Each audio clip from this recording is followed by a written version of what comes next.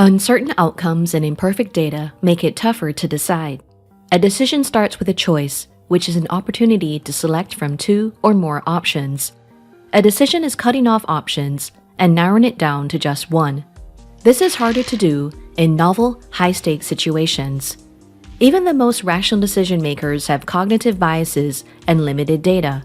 Collective wisdom also has drawbacks, especially when group members think alike or pressure each other to conform. Making good decisions starts with knowing what you really want. Your true desires are based on your core values, beliefs, and intentions. They are inner-directed. But as the French philosopher René Girard noted, our desires are mostly mimetic, that is, shaped by what others want or what we think others want. In his book, Wanting, author Luc Burgess builds on Girard's mimetic theory of desire. He recommends the anti-mimetic path to evaluate options and make independent judgment.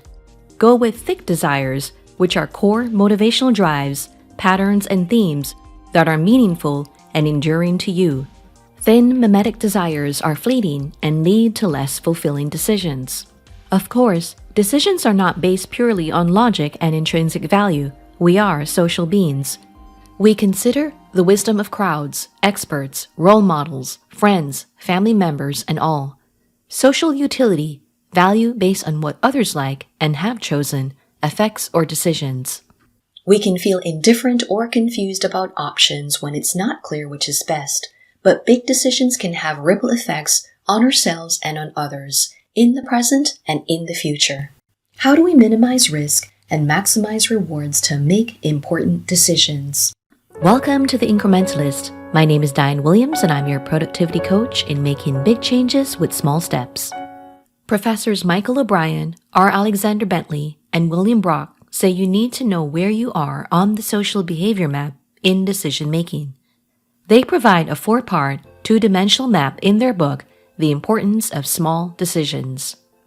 The horizontal east-west axis of the map represents learning, whether individual learning or social learning. The vertical north-south axis represents the extent to which there is a transparent connection between your decision and the consequences of that decision. Consequences are costs and payoffs. The 4 quadrants of the map include northwest, northeast, southwest, and southeast. Northwest is individual decision-making with transparent payoffs. Northeast is social decision-making with transparent payoffs. Southwest is individual decision-making with opaque payoffs. Southeast is social decision-making with opaque payoffs. Northwest is where you make individual decisions independently and the rewards are clear. There is rational choice based on intrinsic utility. An example is buying a smartphone that you value personally because it has all the features you need. Northeast is where you make socially based decisions and the rewards are clear. There is informed social learning based on both intrinsic and social utility. An example is when people started to buy iPhones in 2007 because they saw someone else using a new iPhone with its convenient touchscreen and downloadable apps. Southwest is where individual learning is high, but the rewards are unclear. There is no transparency among the options, and there is no opportunity to copy others' decisions. Because you're overloaded with too many options, you just resort to guesswork. Southeast is where social learning is high, but the rewards are unclear. You have no best option, but only a most popular option for the moment. Because you're poorly informed, you just copy others' decisions. How do we keep moving as far north as possible on the map to make better decisions? How do we avoid too much guesswork or just mimicking what others do? The first way is to embrace wicked learning environments. You welcome uncertainty. You see it as an opportunity to explore possibilities, get curious, and build on your skills. While you can exercise conscious intent to decide which of the options to choose, you do not fully control which options you have in the first place. Alan Watts, a British-American philosopher who interpreted Eastern wisdom for a Western audience said, "You do not know where your decisions come from. They pop up like hiccups." On decision making, Watt said, "When we think of causality, we think chiefly of the way events are determined by their past. It's as if events were a lot of marbles, and they're thrown together and they knock each other around. And therefore, in tracing the movement of any particular marble, we try to find out which other marbles knocked it, and so trace it back and back and back." Watts explained it's more effective to view events in relation to present patterns. You understand an event not by what went before it, but by what goes with it. Consider decisions and outcomes as part of an ongoing, cyclical process. David Epstein, in his book, Range: Why Journalists Triumph in a Specialized World, explains that most industries are complex and unpredictable. There are wicked learning environments where data is messy, the rules of the game are unclear, and feedback is delayed or misleading. There are hardly any repetitive, obvious patterns to follow. Luck, chance, and randomness play a huge role. The correlation between outcomes and decisions is ambiguous, deceptive, or non-existent. Tiger Woods specialized in golf from an early age, while Roger Federer played soccer, squash, basketball, tennis, and handball before he started focusing on tennis as a teenager. Exceptional early focus is not often necessary for success, which depends largely on context. Epstein writes, "The world is not golf, and most of it isn't even tennis. Much of the world is Martian tennis. You can see the players on a court with balls and rackets, but nobody has shared the rules. It is up to you to derive them, and they are subject to change without notice." End quote. Unlike kind learning environments, wicked learning environments do not reward specialization. They demand relational, analogical thinking. Look for conceptual similarities in different domains and skillfully apply your knowledge in one area to new areas. You take the new and make it familiar, or take the familiar and place it in a new light. Flirt with your possible selves. Your personality can influence how you respond to a situation, but different parts of your personality shine more in given situations. You might be assertive in one environment, but timid in another. Personalities change with time, new experiences, and different contexts. Avoid the plan and implement model, where you make long-term plans and execute without deviation. Use the test and learn model instead. As you learn, you finish the project or leave it undone, keep or alter plans, and persist or quit. Beware of survivor bias. This is a cognitive selection bias where you only observe a subset that has succeeded. Survivors can be very lucky or may have the resources to keep moving beyond their many mistakes and setbacks. The southwest quadrant of the map is where you do a lot of guesswork in your decision making. If you've never tasted apples and oranges before, it's hard to know which fruit to pick, especially when no one is around to tell you what they like. So you go with your gut and make random choices. You can't make a rational informed decision when you don't know what either fruit tastes like and which would meet your preferences and needs. To reduce guesswork, get an outside perspective, but don't be fooled by expertise, especially when it comes to wicked problems. The advice could be context-driven and not universally suited for all domains or for your situation. Seek out Fox experts. They are not vested in a single approach but integrate diverse information and viewpoints to make more accurate predictions. They see complexity in what others mistake for simple cause and effect. They understand when relationships are probabilistic and not deterministic. Hedgehog experts are deep but narrow. They use one tradition or one specialty to solve a narrow problem. They tend to see deterministic rules of cause and effect framed by their area of expertise. They often lack the range to apply multiple disciplines to broad, wicked problems. The southeast quadrant of the map is where you blindly copy advice from experts or automatically adopt popular opinions. The wisdom of crowds exists only if there is diversity of thought within the group and groupthink is discouraged. Instead of getting stressed by uncertainty, you explore it with a sense of play and curiosity. Just because someone chose one apple over another doesn't mean you should do the same. The second way to make better decisions is to create kinder learning environments. You reduce uncertainty.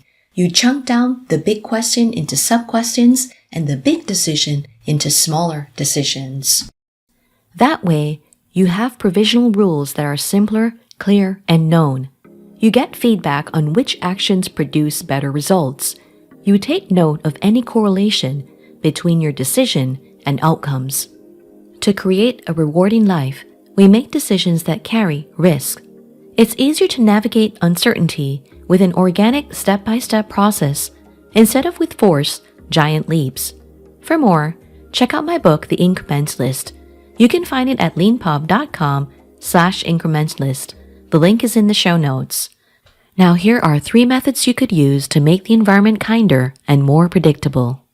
Method 1 is the OODA loop, which involves 4 main steps. Step 1 is to observe. Gather current and accurate data from as many sources as practically possible. Gain situational awareness through new information and ongoing feedback. Step 2 is to orient. Analyze the data and use it to interpret the situation and update your understanding of the problem. Culture, genetics, analytical abilities, past experiences, and new information affect how we view and orient ourselves in any situation. Step 3 is to decide. Determine the optimal course of action. This is your best hypothesis or educated guess based on your observations and your orientation. Your decisions are works in progress and responses to what you learn. Step 4 is to act. Follow through on your decision. This is where you implement your chosen course of action without further delay. Once you act, you test, experiment, and learn. Then you cycle back to the observe stage and repeat the process. U.S. Air Force Colonel and military strategist John Boyd is credited for developing the OODA loop. The 4-step process is a watered-down, simplified version of his model. Instead of taking the inside view and relying on what worked in the past, you improve your field of vision. The OODA loop is circular, not linear. The faster you cycle through each stage, the better your decisions will be. You quickly collect data, interpret it, and decide what to do with it. Method 2 is a 5 C's framework: clarify, communicate, choices, check-in, and consequences. Clarify what is most important to you. Separate your true desires from your mimetic desires. Identify 3 to 5 core values or common themes in your life. What experiences do you find most fulfilling and memorable? Communicate to others who are involved in the decision-making. Share your needs and wants, and listen to what they need and want. Choices should involve a broad range of options. Avoid either-or thinking. Check in with family, friends, and trusted sources to ask for their ideas and feedback on your decision-making. Consider the consequences, including the trade-offs, immediate costs, and long-term effects. Social innovation leader Abby Davison and labor economist and professor Myra Strober describe the 5 C's method in their book, Money and Love, an intelligent roadmap for life's biggest decisions. Method 3 is MAP, which stands for Mediating Assessments Protocol. Daniel Kahneman, author of Thinking Fast and Slow, co-designed this structured approach to making strategic decisions. In the book, Noise, A Flaw in Human Judgment, Dr. Kahneman and his co-authors note that our cognitive biases and noise, such as irrelevant data, negatively affect our judgment. Even the time of day and our mood and stress level influence our decision-making. MAP reduces noise in 5 steps. 1. Agree on the selection criteria you will use to make a decision. 2. Choose the independent and relevant factors to consider in your selection criteria. 3. Objectively seek information addressing each factor, such as qualities, dimensions, features, and attributes in each option. 4. Discuss and debate each factor separately based on the information gathered, including disconfirming evidence. 5. Reach a final judgment after discussing and debating each factor separately. Big decisions require evaluative judgment, which relies heavily on intuition. Your gut-level thinking must be well informed. Break up the problem into fact-based elements and postpone the use of your intuition until the end. Decision-making tools like the OODA loop, the 5 C's, and MAP activate System 2's slow thinking, which is strategic, deliberate, and logical. They postpone System 1 fast thinking, which is reactive, emotionally driven, and intuitive. In the last episode, I talked about choice overload and cognitive bias as 2 pitfalls in decision-making. The need for certainty, to feel right, is the other pitfall. When making big, complex decisions, we need to tolerate and welcome uncertainty. No matter how much System 2 thinking we do or believe we do, we still could be wrong. Or we can make the right decision for short-term gains, but fail to pivot in time to offset major trade-offs and losses. Rather than dwell over whether a decision is good or bad, keep moving north in dynamic environments and learn to make them kinder, step by step. To dive deeper on the incrementalist approach to productive living, you may contact me for coaching or speaking events. If you have feedback or topic ideas, drop them in the comment section of the YouTube channel or send me an email at diane@dianewilliams.com. If you found value in this episode, click the like and share buttons. And if you want to keep learning how to make big changes in small steps, be sure to subscribe.